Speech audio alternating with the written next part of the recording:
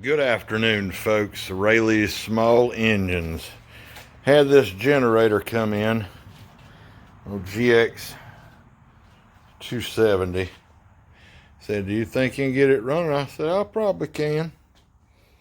So he said, it's been sitting up a while. You can see it's pretty ugly, but I pulled the carburetor off, and here is what I find. This is the worst one I have seen in a long time. Look at this thing. Well, I think I'm gonna order a new carburetor. What you guys think? Thanks for tuning in to Rayleigh's Small Engines. Hope y'all have a wonderful afternoon. It's beautiful here, about 80 degrees. And click that subscribe button. Give us a thumbs up. Leave a comment. Thank you.